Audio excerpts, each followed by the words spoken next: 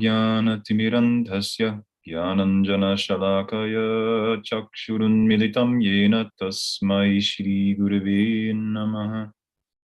सिद्धान्तोत्पलसारनित्यरसिकं हंसं विलासात्मकम् औदार्याख्यसुधामसेवकधनं विश्रम्भभक्तिप्रदम् याच्च युक्तिविचक्षणं त्वगविदो वैशिष्टशक्त्यसरा वन्देऽहं त्रिपुरारिनामकयतिं श्रीभक्तिवेदान्तिनम् नाम श्रेष्ठम् अनुमपि सचिपुत्रमत्र स्वरूपं रूपं तस्याग्रजं मुरुपुरीं माथुरीं गोष्ठवाटिं राधाकुण्डं गिरिवरं महोराधिकमाधवाशं प्राप्तो यस्य प्रतीतकृपया श्रीगुरुं तं नतोऽस्मि। नमो महावदन्याय कृष्णप्रेमप्रदायते कृष्णाय कृष्णचैतन्यनाम्ने गौरत्विषे नमः। हे कृष्ण करुण सिन्धु दीनबन्धो जगत्पते गोपेश गोपिकान्त राधाकान्त नमोऽस्तुते। तप्त काञ्चन गौरङ्गी राधे वृन्दावनेश्वरी वृषभानुसुते देवी प्रणमामि हरिप्रिये। वञ्चकल्पतरुभ्यश्च कृपा सिन्धुभ्यैव च पतितानं पावनेभ्यो वैष्णवेभ्यो नमो नमः।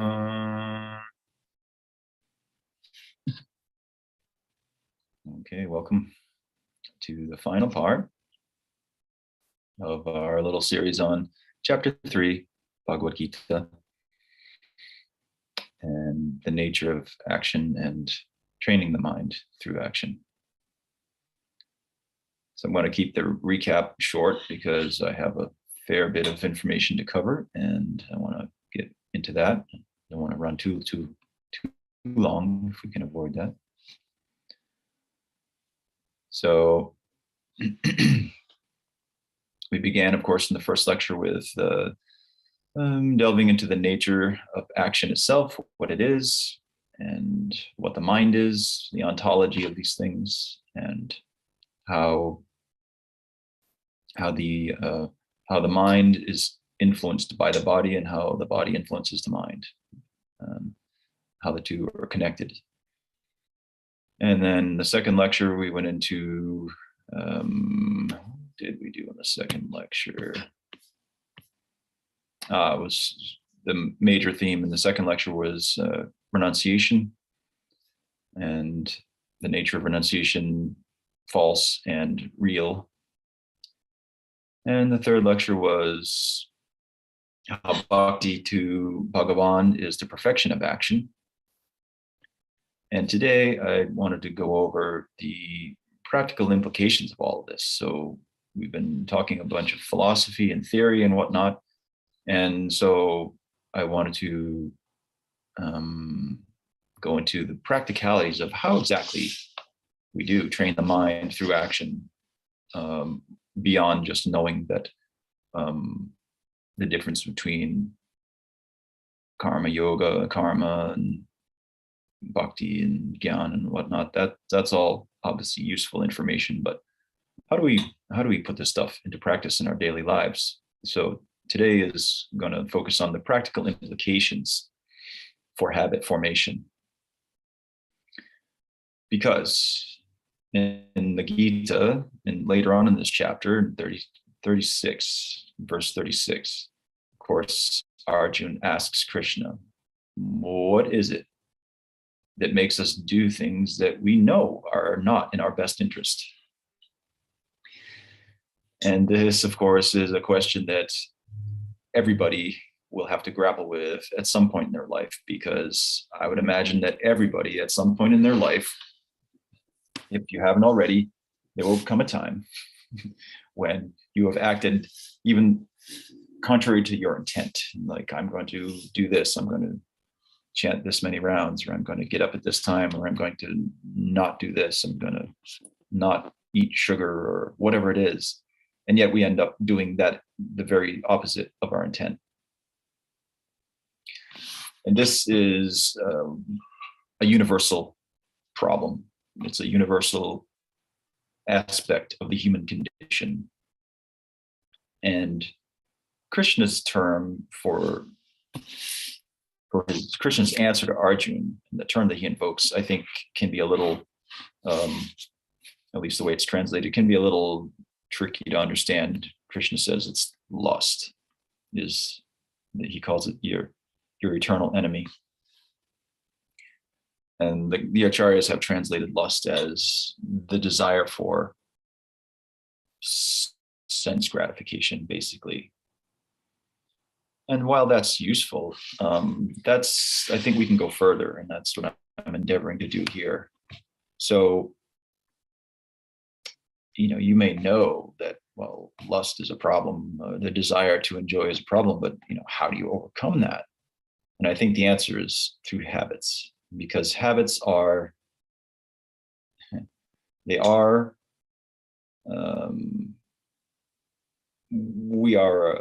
in our conditioned state at least, we are a sum total of our habits, positive and negative. And our habits form our identity. We spoke quite a bit in this series about identity and how identity informs our action. So our habits form our identity, and vice versa. Our identity determines what kind of habits we'll have. And so in a general sense, one can say that in the life of a practitioner, which we are, or at least endeavoring to be, sadhana is a system of habits that are designed to work synergistically together to bring about a particular result. The result, of course, being bhava bhakti, or for one who has bhav, the intensification of bhav into prem. But for those of us who are not there, we're still in the sadhana stage, surrender, at least while the core is Goptruta explained, the confidence that my maintainer, he will protect in all circumstances. That's the core of Sharanagati. And then the corollary of Sharanagati, if we are surrendering to Sri Guru and Sri Krishna, and we are sincere in that endeavor, then we will embrace two of the most fundamental limbs of Sharanagati, which are to accept that which is favorable to bhakti and reject that which is unfavorable. Now, it's easy to read that in a verse and say, yes, I should do that. But as we know, it's not that easy in practice. And so why? Why is it not that easy? Because we have habits, and habits that, philosophically speaking, that we have developed and have been in place for millions of births. And so anybody who's ever tried to overcome a bad habit, be it whatever it is, smoking, eating sugar, whatever it is, they know that habits have a momentum of their own. They don't just go away when you decide, oh, I'm not going to do that thing anymore. And there's a very good reason for that.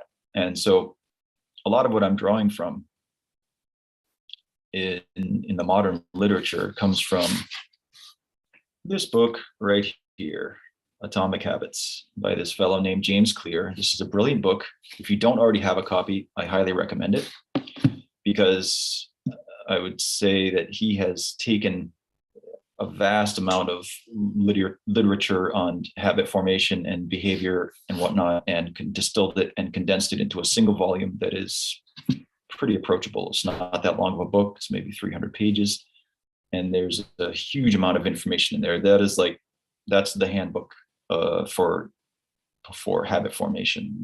If you're interested in changing yourself for the better, that is a must-have. in my opinion. Anyhow, so that's where a lot of what I'm going to be going over comes from. But before that, I mean, it's not like the yogis didn't understand this stuff, but they didn't put it in modern terms, and they didn't have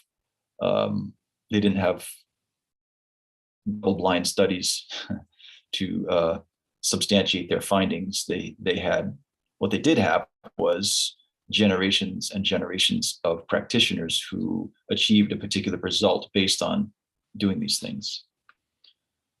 So in the yogic worldview, we could say habits are formed. Well, before we get to that, what is a habit? What are habits? And so in Atomic Habits, James Clear makes the point that he actually quotes another fellow who says that habits are simply reliable solutions to problems in our environment. And he goes on to say that they are mental shortcuts learned from experience. So we may think, well, gee, habits are a problem, but they're actually not, because they save us a huge amount of time and effort. Anybody who's ever learned a new skill, which I assume is all of us, we didn't all start walking or talking or anything. So, but let's say in your later life, if you want to learn a habit, if you want to learn a skill, you know that in the beginning, the learning curve is extremely steep, and there's a huge amount of effort, conscious effort and will involved with establishing or learning this new skill. And then over time, let's say you decide to pick up an instrument that you've never played one before. There's a huge amount of work and effort involved in just learning the rudiments. And then over time, with practice, repetition, then the rudiments become second nature, we say in English. We don't have to think about them anymore. In other words, we get a certain degree of muscle memory and intellectual understanding of the thing, and feeling, and then we can refine or start to focus on other aspects of learning the instrument that we couldn't focus on in the beginning because the rudiments weren't there. And then the rudiments, they become second nature, and then other aspects become we have to work on them consciously. And then we're back on that and that aspect of the learning the instrument. Let's say music theory. We're back in the effortful conscious effort stage, whereas playing scales, for example, we might be that might already be habitual, and we don't have to think about it anymore. So learning goes through these stages, always goes through the same stages of learning. Something is always a conscious, effortful process in the beginning, and then over time, it becomes a habit through repetition and through repeated exposure. So in the yoga system, and one of the points that I've been making kind of throughout, and it's worth repeating, is that the most effective way of training the mind is through engaging the body, i.e. the senses and the mind. And this is why in Patanjali Yoga, for example, we have, within the context of so the Ashtanga Yoga, we're talking about Patanjali's Ashtanga Yoga as given in the Yoga Sutras. The first two limbs of yoga, of course, are yama and niyama. So that forms like the moral context within which yoga is practiced. And then what is really the first limb that one practices besides the do's and don'ts is asana. It doesn't start with samadhi. Samadhi is the goal samadhi is the high end and the most abstract form of the internal work that one does in yoga in order to destroy one's previous karma. So he doesn't start there. He starts with the body, something that is easy to see what's going on with the body, and learning how to control the body is essential in order to be able to sit long enough in order to be able to meditate. So it's first through asana, one becomes first aware of the body, and then through that, more aware of the breath. And then, so then the next limb is pranayama, learning how to regulate the breath in such a way that it starts to concentrate the mind. And then from there, asana, pranayam, pratyahar. Then one can begin to actually draw the senses away from the sense objects and turn within toward the Atma. And then from there, dharana, one can actually begin to concentrate, and then dhyan, meditation, and then samadhi is the prolonged meditation. So we don't start with samadhi. That's just not possible. You can try, but you'll fail, no doubt, because the untrained mind can't remain on one point long enough. That's the whole definition of samadhi, is the mind remaining on one point for a given amount of time. And the shastras, different shastras, talk about how much time that is. So we begin with the body. All right. So and so it's all about establishing habits, because what we do with the body influences the mind, as we've been over. And so by establishing habits with the body, we can train the mind over time. And that's what sadhana is about, right? I mean, so anybody who's been doing bhakti for a while will know that there are things that we do that are favorable to bhakti, that involve, because we are doing sadhana with our sadhaka deha, with our body, our practitioner's body, then everything we do involves our body. And so we set up our lives in such a way that it's going to be favorable. Now, of course, this is not to say that this is all on the effort side of things. So there's the other side, it's grace. So we need a combination of the two, of course, in order to change ourselves. In fact, I've noticed, in my own experience, we need to make the effort to change our habits, but we also need to pray for the strength, and not just the strength, but the willingness to change. So we may say we want to change, but then we keep doing what we're doing. We may say we want to surrender, and then we keep doing things that are not favorable to bhakti. And this is all due to material conditioning. And sometimes, and due to that conditioning, sometimes we don't even want to turn toward Krishna.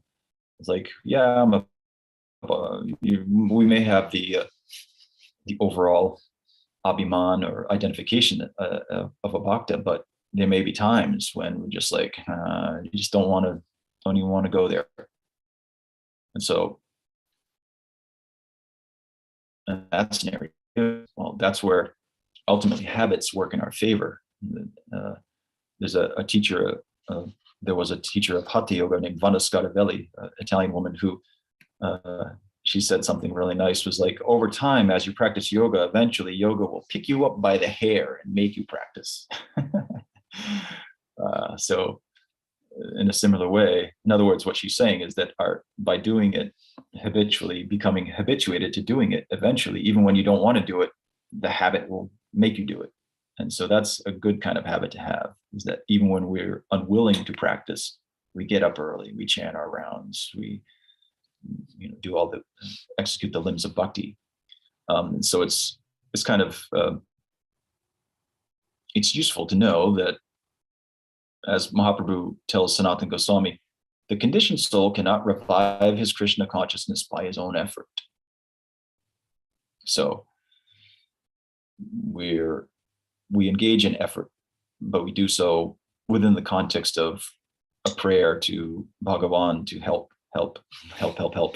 That's all we can do, is ask for help. And then at the same time, of course, God helps those who help themselves. So that's why we're learning about things like habit formation so that we can do our part, at least knowing that ultimately the result is up to Bhagavan. It's not really on our shoulders. And we can decide to do this or that, the other thing, but bhakti won't necessarily come to us just because we want it to, right? We must, as Guru Maharaj likes to say, we make the effort to invoke grace.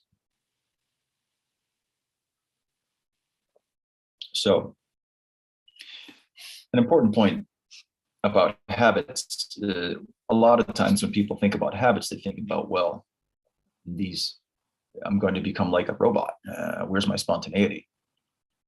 But as anyone who's read Srila Prabhupada will know that he called the four regs, as he called them, the four regulative principles. He called them the regulative principles of freedom. And James Clear in his book says the exact same thing. He said, habits do not restrict freedom, they create it. So what in common devotee terminology is being regulated, while it could appear to be boring without variety or whatnot, it's actually the key to going deeper in any endeavor whatsoever, what to speak of bhakti. I mean, without consistency, you're not going to get better at anything except being inconsistent. I mean, if you want to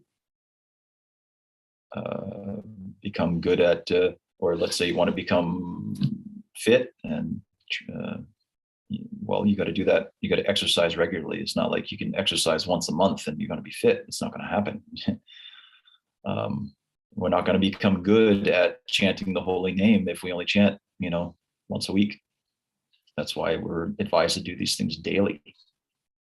Anything that's important in life, we're advised to do on a daily basis. And so in the same way that we wouldn't, generally speaking, avoid eating, something we're pretty much usually right on time, right on schedule for that. So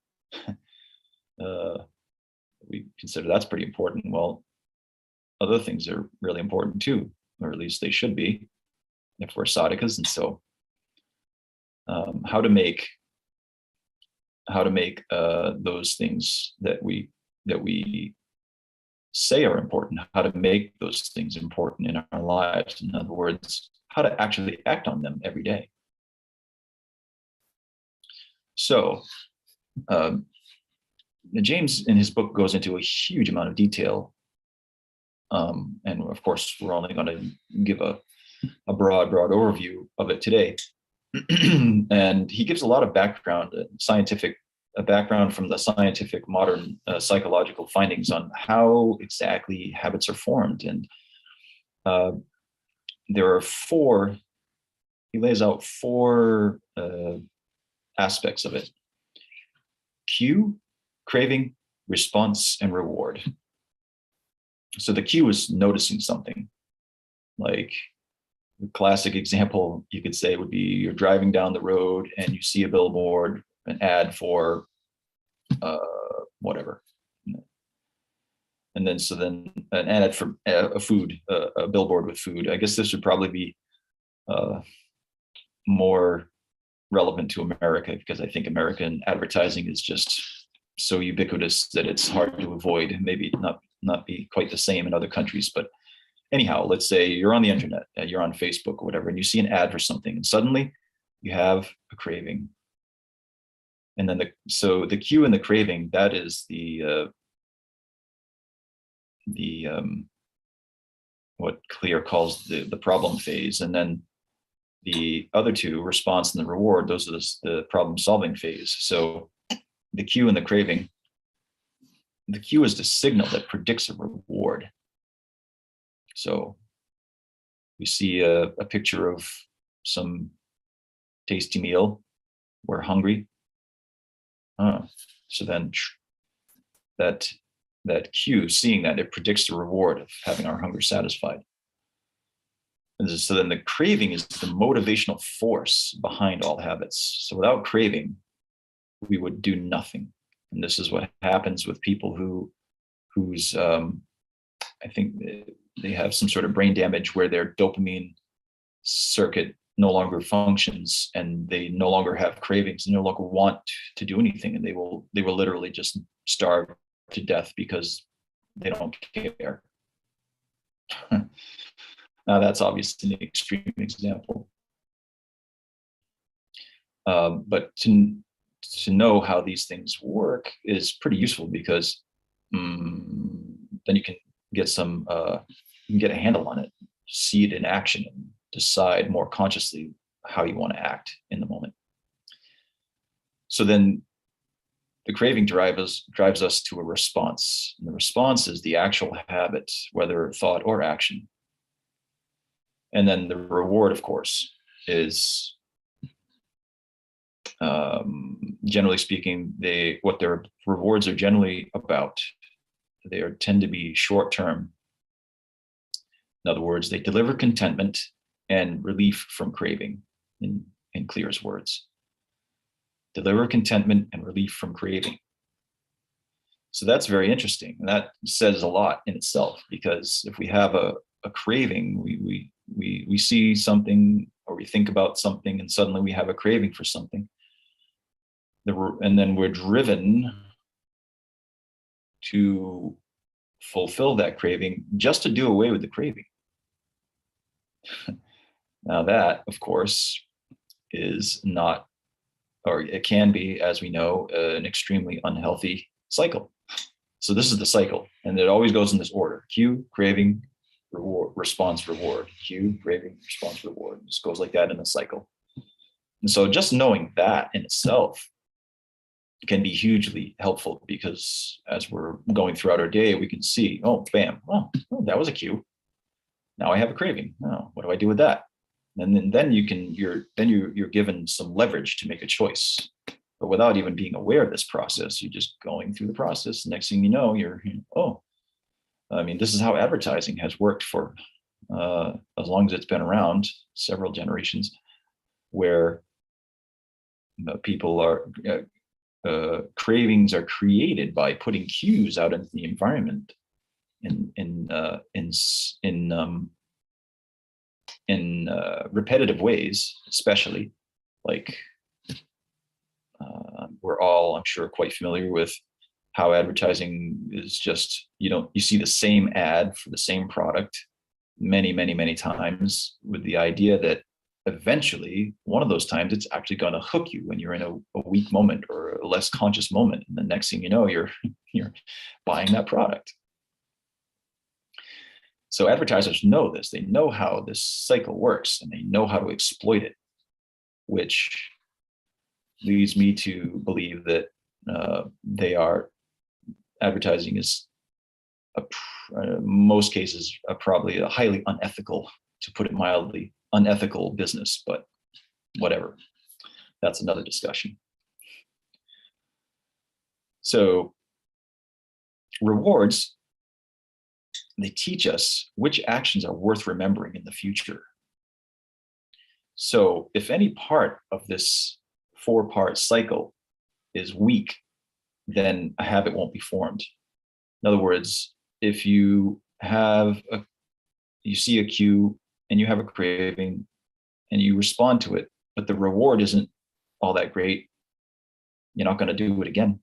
It doesn't matter. So then you forget about that thing. You go on to something else. So, or if there are no cues, then it's very difficult to establish a particular habit, because you don't even think about it. There's no craving, there's no response. So Mr. Clear outlines 4 laws, what he calls 4 laws of habit formation. And those are, the first law is to make it obvious. And this corresponds with the cue phase. So to make it obvious means to raise conscious awareness, bring the thing into conscious awareness. And so the laws, as he outlines them, these are for establishing positive habits that we want to establish. And then he also inverts each of these laws in order to to outline, or actually to more than just outline, to detail how we can do away with negative habits. So I've got some examples of both, or just we're going to go over both sides of it. So that's the thing that we should understand overall, that there is the necessity for establishing positive habits and for doing away with negative habits. And so, of course, negative habits are what gets in the way of us doing our sadhana, gets in the way of us, let's say the sadhana, the positive habits we want to establish, and then the things that get in the way of that arise out of our conditioning are the negative habits that we need to train ourselves out of in order to be able to take advantage of the positive habits. And so Prabhupada gives a really nice example of how sadhana works, and in particular how chanting works. He gives the example of if you have a cup filled with ink and you start to pour milk into the cup, eventually, it'll take a long time, but eventually all the ink will be pushed out and it will just be filled with milk. So he used that analogy to illustrate that the heart in our conditioned state is like the cup. The heart is a vessel and is filled with darkness, tamas and rajas and even sattva, and it's filled with the gunas, it's filled with material desire and anarthas and all these things. We start pouring in the milk of the holy name and it displaces these things. And so, excuse me, the point being that with consistent application of positive habits, then negative habits and negative traits and characteristics that we have will be pushed aside. But it's useful to do, I think, a little bit of both. So the first law is to make it obvious. And what that means, of course, is to make the cues for our positive habits visible in our life. And so in that way, we we can more easily make the decision to engage in those habits. Because like I said earlier, if the cue isn't there, then we're not going to engage in, we're not going to crave to do it, and we're not going to crave the reward, and we're not going to engage in the response, and therefore we won't get the reward, and then the habit won't be established. So if we make it obvious, in order to do that, I think the essence of that is to make the cue is about the thing coming to our conscious awareness, and conscious awareness depends on being present in the moment. And I think one of the most effective methods of being present is, as Shyamasundar Prabhu has been lecturing on, the breath. Because why? The breath is always in the present. It's always flowing in the present.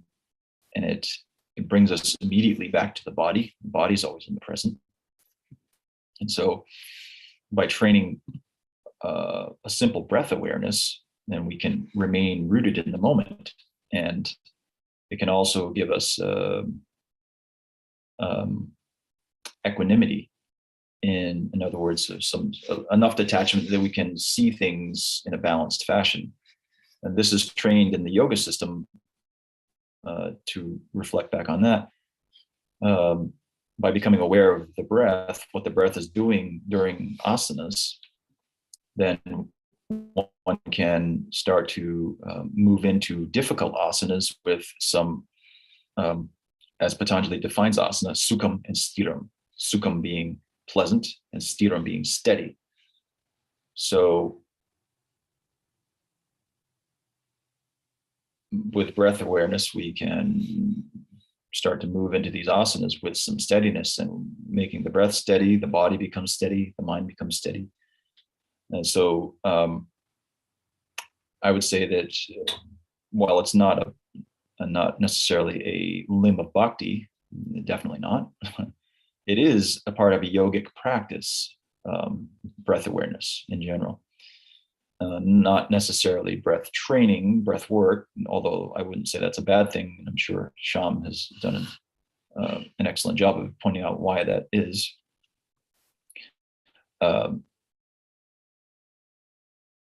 Breath awareness is a very useful tool, let's put it that way. And so by being present, we can make our intended habits obvious. And Clear also recommends to, in that regard, to use what he calls implementation intentions. So you say to yourself, I will do X at this specific time in this specific location. So if one wants to establish a habit of exercising, let's say, I will go to the gym at 4 p.m. and that the location, location wherever the gym is, and so by giving it those specifics, then we have a much greater chance of actually doing the thing, because if we just say, oh, I want to exercise regularly, there's not enough specific information there for us to latch onto and actually act upon. It'll never happen. So, but if we make it specific, if we put it in our calendar, then the chances of it happening actually increase dramatically. The second law, well, before I get into that, I should say the inversion of the first law is to make it invisible. So that means we remove the cues of bad habits from our environment. So let's say we have a habit of pigging out on chocolate chip cookies. Well, the simple solution to that is don't have them in the house. Simple as that. And then you're not going to pig out on them because they're just not there. You're not going to see them. You're not going to get the craving for them. Or if you see an ad or you see a picture of one in a magazine or on the while you're browsing on the internet or something, you may have a craving, but you don't have them at hand. So it's like you can't act on it. So that gets into also one of the later laws, where environment design. This is, anybody who's spent time in an ashram will recognize a lot of these things, how this works.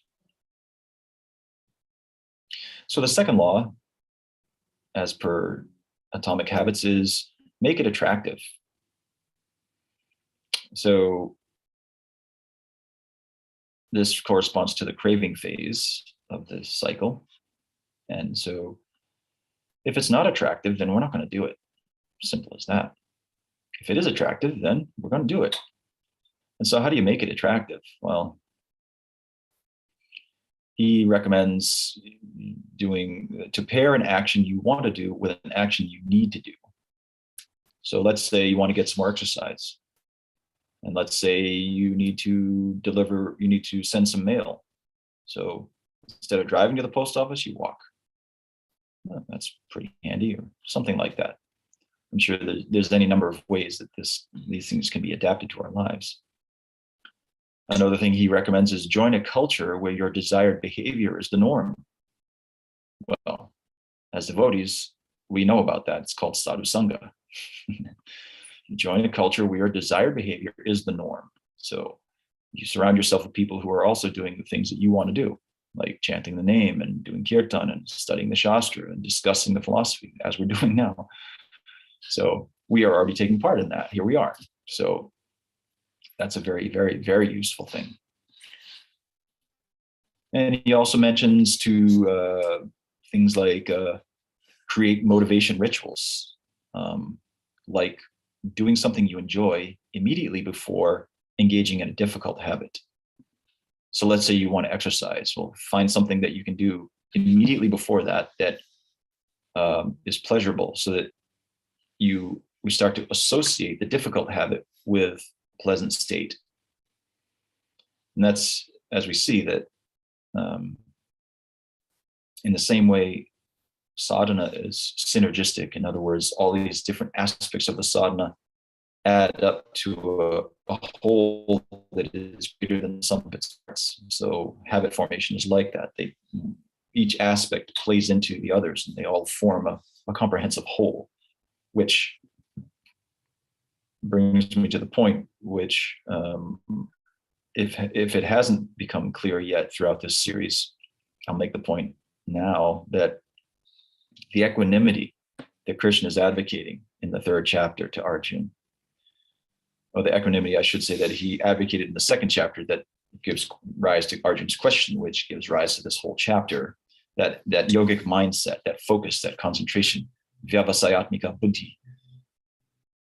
Concentration and focus and equanimity of mind is not something, it's not an isolated thing. It requires, in other words, training the mind, controlling the mind overall, the mind in the senses, is a lifestyle. That's the point. It's a lifestyle. It's not, you don't just control the mind in some isolated way, and then it's all connected to how we live, every aspect, our diet, our sleep habits, what we do during the day and whatnot. And so, like Krishna says in the Gita, how we walk influences how we sit, our meditation, and how we sit influences how we act in the world. So the lifestyle, yoga is a lifestyle in general. And bhakti is being a yoga. It is no different.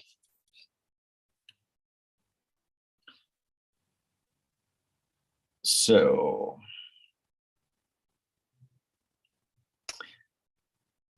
the inversion of the 2nd law is to make it unattractive. So, some ways that Clear suggests doing that is to, well, first he says, highlight the benefits of avoiding your bad habits. That's a good thing to do. You meditate on, if I don't do this thing, what is the benefit I'm going to get? If I don't eat this bag of chips, then I'm not going to put on weight and whatnot. Or, if I don't eat this jar of candy, then my teeth won't rot out of my head. And then from the yoga literature, of course, from none other than the Gita itself, we can contemplate the faults of negative habits. In Krishna's words, dukkha doshanudarshanam. Now he was referring he uses that phrase to refer to the material life in general and all the things that are commonly associated with that. But I think we can apply that very effectively here. Dukkha doshanudarshanam, anudarshanam, repeated contemplation of the negative outcomes of a bad habit. And that can be, so, if I eat this candy, it's going to rot my teeth out of my head, and I'll be, I'll be subjected to pain and economic pressure to have them fixed. Or if I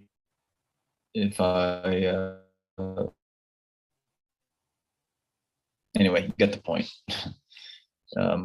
It's easy to come up with examples of whatever negative habit we have. If I spend,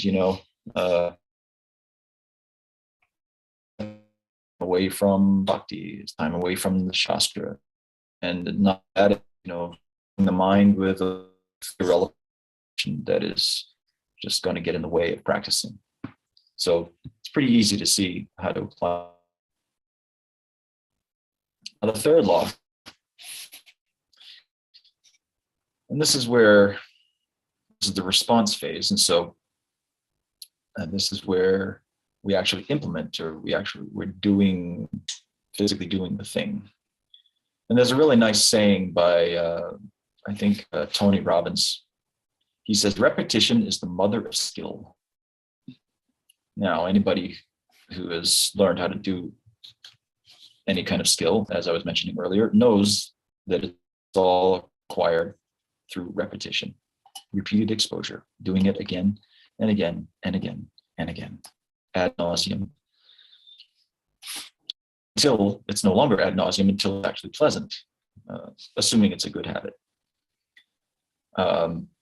Like, for example, if we chant every day, in the beginning, of course, it's not very pleasant generally, because our material conditioning has us conditioned in ways to that we are turned away from Bhagavan. And so by bringing Bhagavan into our life, there can be some pain there, or we're doing it in a regulated way, which means if you're doing something in a regulated way, sooner or later, you will be doing that thing at a time you don't want to be doing it. That, just like if you've got people who have jobs, anybody who's ever had a job, which is probably most of us, knows that there will be times when the last thing you want to do is get up and go to that job. But there's a specific time you got to be there. So you go through the motions and you get there anyway, even though you didn't want to. And eventually, maybe with time and practice, assuming the job is not completely horrible, then you actually start to like it, because just not necessarily for the job per se, although that's obviously great if the job is pleasant, but there is in karma yoga, or in the yogic worldview, the yogic mindset, I should say, we seek to detach ourselves from the work that we do and to find intrinsic pleasure within whatever it is we're doing. The author of the book Flow, Csikszentmihalyi, he uses the word autotelic. Autotelic means deriving pleasure from within, or intrinsic pleasure from the activity itself, rather than from the result we're going to get from engaging in the activity. So autotelesis, I think, is one of the defining characteristics of a yogic mindset. In other words, finding contentment, finding pleasure within whatever it is we do, whether it's washing the dishes or washing the floor, things that a lot of people would consider beneath themselves, or would consider something to just get out of the way so that they can get onto something more important. I mean, all of the meditative traditions teach this, just being present and being happy, deriving pleasure with everything we do, based on the idea that, well, it's part of your life, so you might as well enjoy it, right? I mean, you got to wash the dishes, otherwise what's your alternative? You're just going to let them stack up in the kitchen, stack up in the sink until they reach the ceiling, and it's like, there's no intelligence in that. And so it's like, if it's something that you've got to do anyway, well, going into it and just griping about it in your mind, or even worse, griping about it externally, letting that come out your mouth, I mean, that's like, what is the point in that? And so yoga teaches us to approach those things that we have to do anyway with at least some equanimity, or at least some balance. And you may not like it, but at least don't necessarily dislike it either. Be neutral, at the very least be neutral. And I think at a more developed stage, we can find pleasure in these things. So making it easy, repetition. What we repeat, we become. So as I mentioned in the beginning, that we are the sum total of our habits. I mean, really, that's what we are. And so at a very basic level. And so if we want to be a decent person, then we need to have good habits. And so in order to do this, in order to make it easy, this is where we create an environment. We design our environment intentionally, where doing the right thing is as easy as possible. So this means we want to reduce the friction associated with good habits. So if we're trying to establish a good habit, obviously, if we never think about doing it, in other words, the cue isn't present, or actually doing the habit is too difficult, then it won't overcome the inertia that we have in another direction. And so as human beings, evolutionarily speaking, we are conditioned through evolution to take the path of least resistance, because that is how we survive. In a world that is difficult to live in, as the material world is, we living organisms find ways to minimize their energy expenditure, because if they don't, they die. So that tendency, that evolutionary necessity, that evolutionary fact tends to work against us, especially in modern society where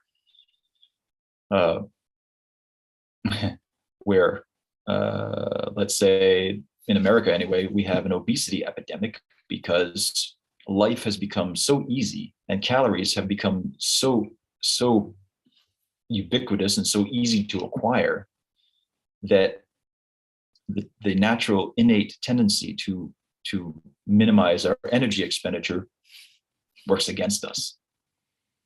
Whereas in a hunter-gatherer situation, most of your time was spent searching for food or hunting, or either gathering or hunting. And you might walk anywhere from 10 to 30 miles in a day, every day.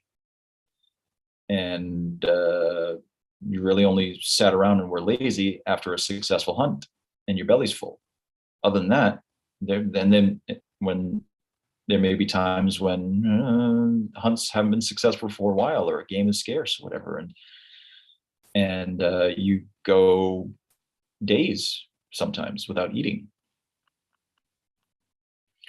That's a very different environment then.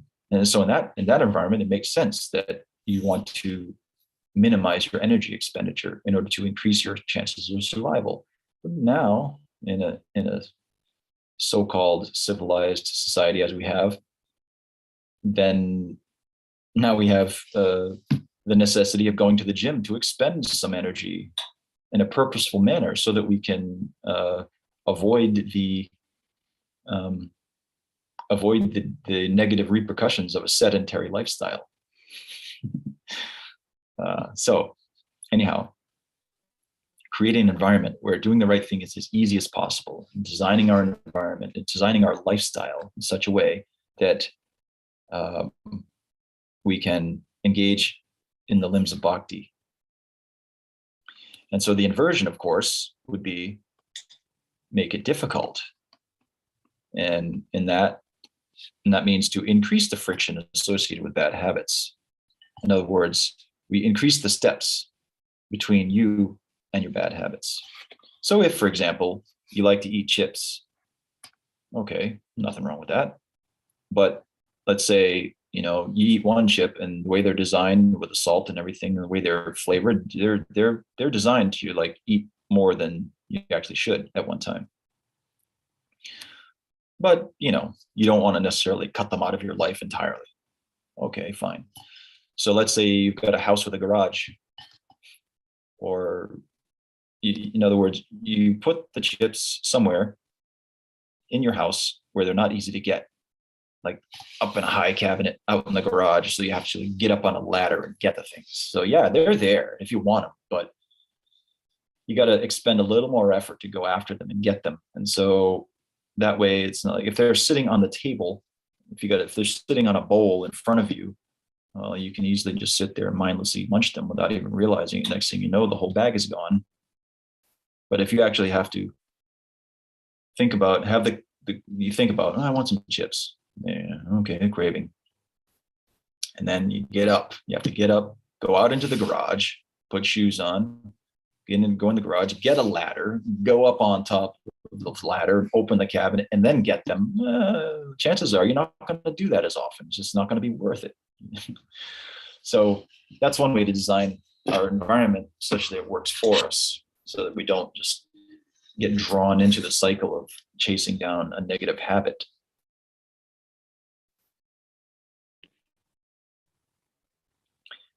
And one of the rules that Clear mentions is when you start a new habit, it should take less than 2 minutes to do.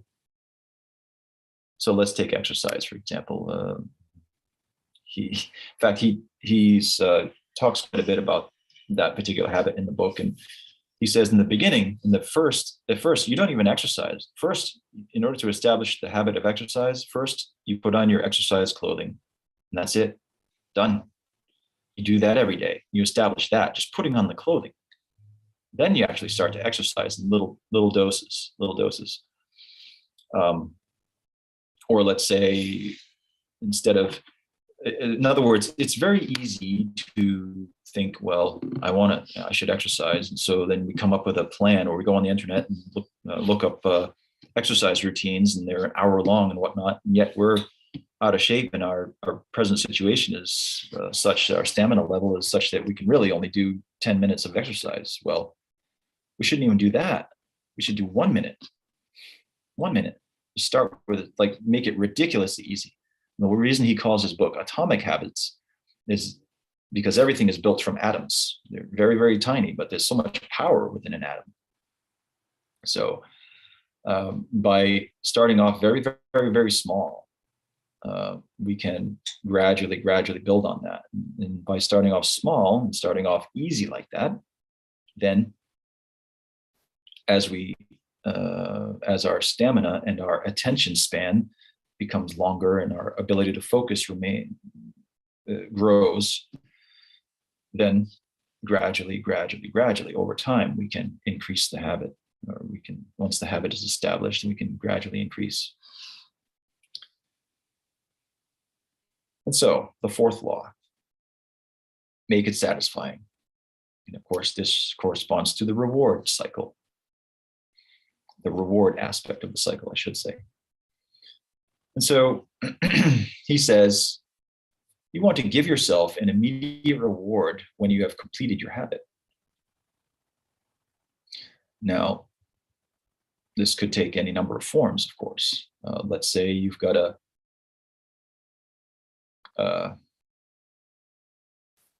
you want to do the exercise habit, and so earlier in the cycle, or in the other one of the other laws, what is that? In the second law, do something you enjoy immediately before exercising, right? And then after you exercise, you give yourself some sort of reward. So let's say you want to have a cup of herbal tea. That's your reward after your exercise, and then doing something that you enjoy before it. And so by bookending, so to speak, the habit with doing something pleasant before and then giving yourself a reward, then the chance of you doing the habit increases a lot. And so, and I think I made an observation some time ago, just thinking about the flow state. And it seems to me that pretty much what people are after universally is not necessarily happiness per se, it's more the flow state. Because the flow state is a combination of happiness and absorption in the thing that we're doing at the moment. Flow is an action where we forget ourselves. And so that's what people are after. They just want to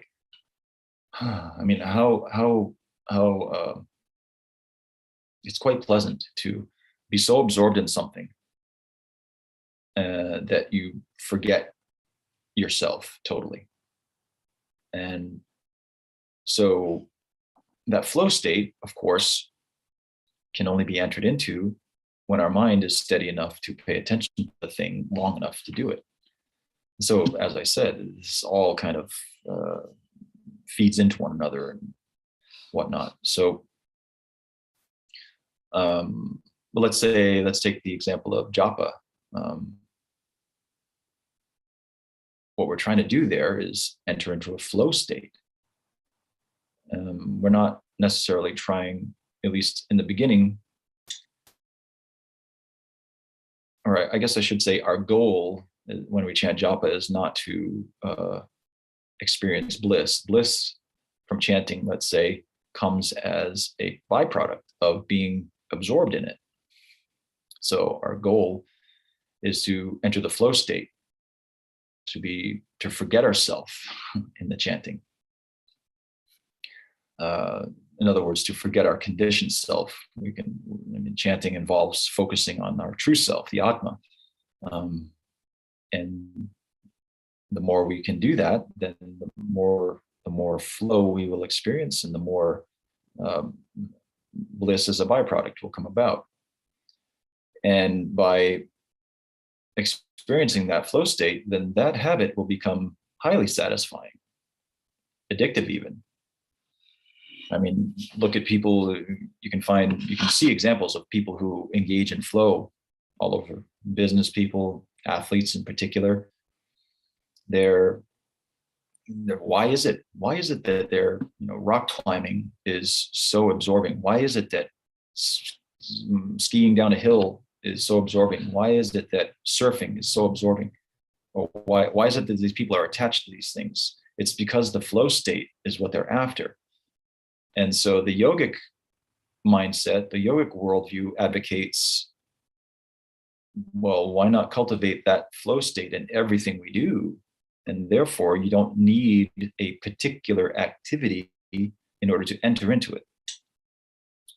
The yogi can enter into flow state washing the dishes, or folding his laundry, or washing her car, or whatever it is. In other words, some people can only experience happiness when they're doing particular activities that they're attached to and that they like.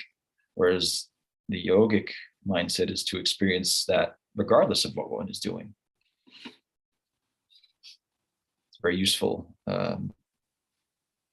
very useful skill to cultivate. And of course, the inversion of the fourth law is to make it unsatisfying. And so some ways that Clear suggests we can do that is to get an accountability partner. So someone who will monitor our behavior and hold us to account and say, oh, you slipped on that one.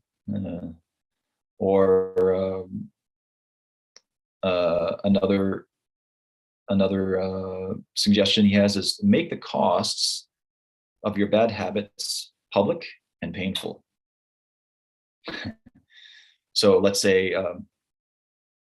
if every time we do a particular thing, we will pay our spouse so much money. And if it's an amount that's meaningful, well, it's going to add up very quickly. And so very quickly, the pain of engaging in that habit will be such that we will stop. If we say, every time I sleep in past my alarm, I pay you $10. Well, that habit's going to evaporate very quickly, right? Because, wow, that's going to get expensive. And so because the way the human mind is wired, it is more powerful to lose something than to gain something.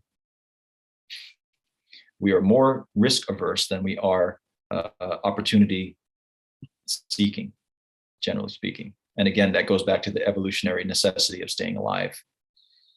So that being the case, we prefer to the idea of let's say losing money, spending money on a bad habit is going to be very compelling, let's just say. So to recap, sadhana. So sadhana, how does all this apply to us as sadhakas? Well, sadhana, as I said, is a system of habits, a synergistic system. And synergy means that the parts work together to influence and to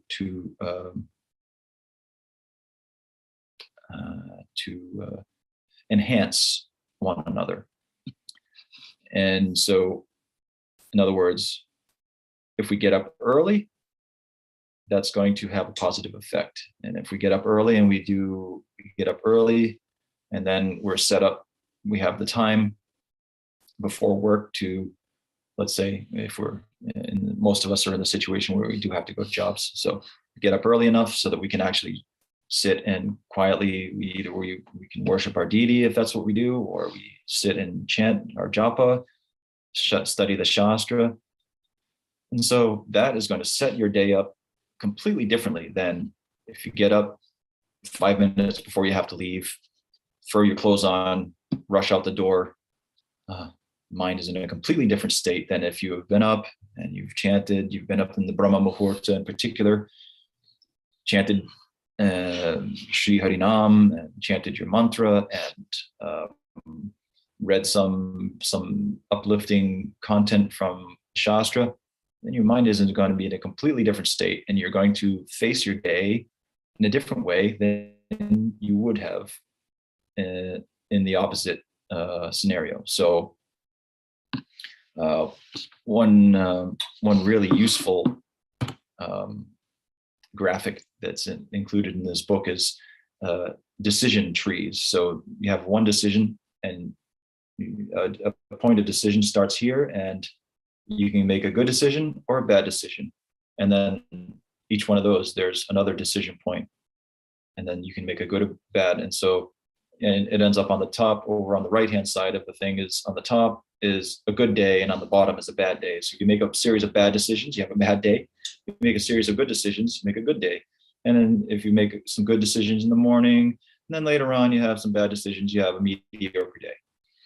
So that alone, that knowing that our day is going to consist of these critical periods when we have to make a decision between one thing or another, which will either move us toward, in the context of sadhana, move us toward nishtha, naishtiki bhakti, or move us away from it.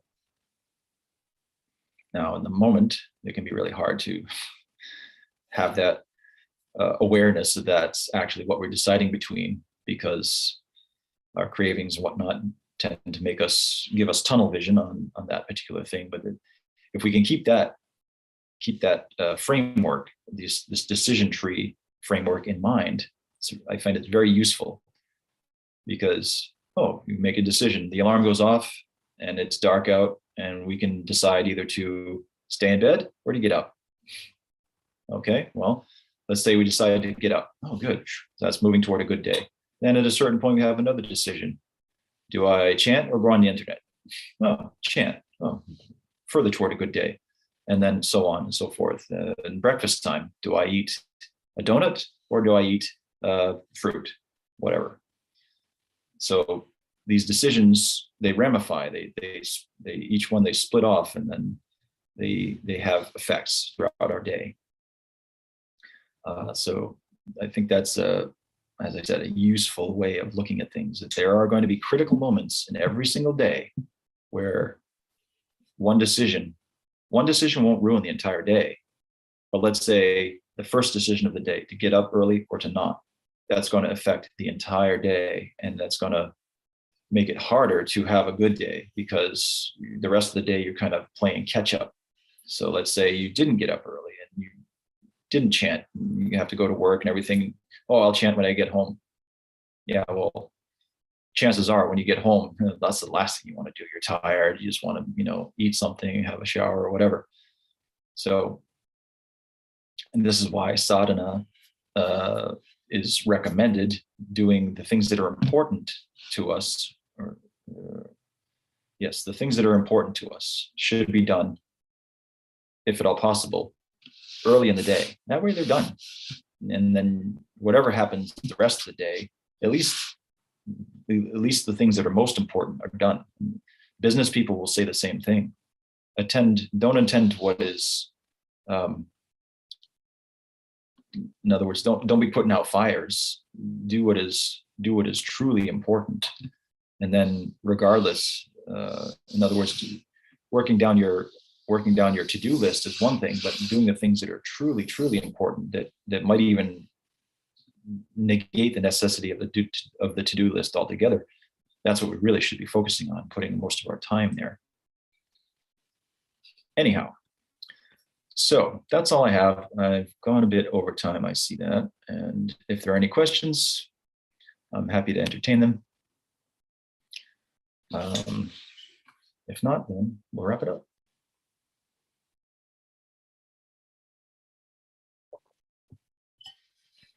Just wanted to thank you very much for this series. It was very, very nice and very practical and useful friendly. So as I love chips, I'm gonna follow some of your advices. Yes, and like I said, again, I cannot recommend this book highly enough. I know Guru Nishta has a copy of it too, and he's put some of those advices to use in his life, and he's told me about it. So considering that habits basically govern our lives, every aspect of them, I would say it would be time well spent and money well spent to learn how they work. Cool, thank you. And there is a comment on the chat from Sarada, if you want to read it. Okay. So, Right. Yeah, he did give a whole series on this, yes.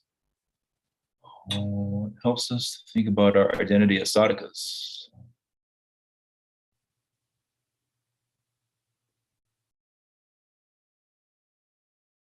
Yes, exactly.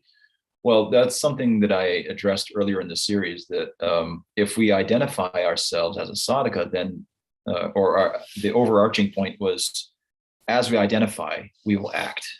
And I gave the example, if we're identify ourselves as a parent, then there's going to be naturally a set of actions that flow from that without really having to think about it much. And so likewise, if we identify as a sadhaka, then yes, there will naturally be a series of actions that will flow from that, which are defined, of course, in the beginning as doing those things that are favorable to bhakti and not doing the things that are unfavorable. Yes, you're welcome.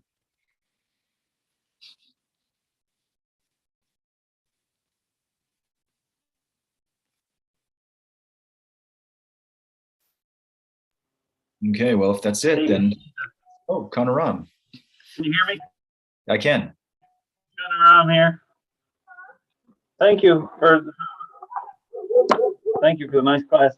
I always like the verse from Bhagavad Gita that you were talking about the nature of advertising. While contemplating the objects of the senses, one develops attachment for them. I thought that the madmen or the advertisers at Mad Street or whatever, they must have found that verse and understood it very thoroughly.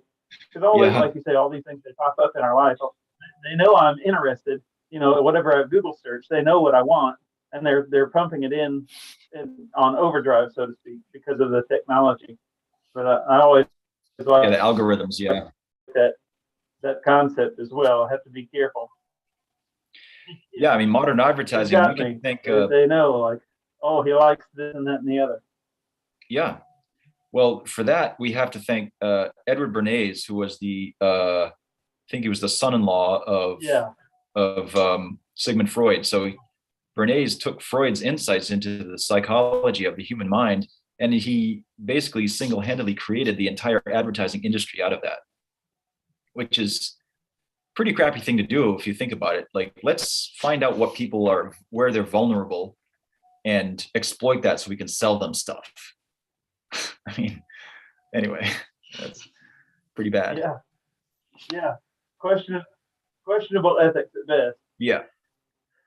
But I just wanted to make a comment that there's a song title called "A Design for Life" that always stuck out to me, by a group called the Manic Street Preachers, which I had identified with it at one point in time. But I always thought that was nice. We do have to sadhana and becoming a Krishna Bhakta. We really do have to design our life in a particular way. It has to be intentional. Because until I don't know if there's a way to do it unintentionally. I don't think we could accidentally become an advanced bhakta and reach no way. We have to design our life and do these things on purpose. And so anyway, I like your approach to it. I'll have to check out the Atomic Habit. Well, okay, so to that point, there's the let's say, to use the analogy of playing an instrument, right? Everybody wants to be at the stage where they can just improvise and play anything that comes into their mind and whatever, but they have to go through the stage of learning the rules and doing the tedious work of learning the scales and developing the muscle memory and whatnot. So in the context of bhakti, the same idea is we want to be in the stage where bhakti is effortless. Well, that's, asakti and bhava bhakti. You don't have to think about it anymore. That's just what you're doing. But in order to get there, well, you got to do the scales. So, that's where most of us are at, is in the doing the heavy lifting of that beginning work, where you have to put in the conscious effort in order to get to the point where it becomes effortless. And that comes after much later. So it's like, yeah, focusing on the effort. Well, that's the thing. Again, because we are conditioned through evolution to avoid effort if we can, then of course the natural response is, oh shit, I don't want to do that. That's too much work. Sounds like work. Yeah. We don't want to work if we don't have to. But you're right. There is no, I don't believe, unless a person, I don't believe that there is a possibility of attaining nishta without going through that effortful stage. That's not possible. Yeah. Anyway, thank you. Okay, well, good. Yeah, thank you folks for attending, and sorry we went over time. I'm glad to hear that some folks got some use out of it, and I hope to be doing another series at some point on something. I'm not sure what that is yet until Maharaj throws some questions at me. Anyway, thank you all. Dandavats. Sriman Citta-hari Prabhu ki jai. Haribol.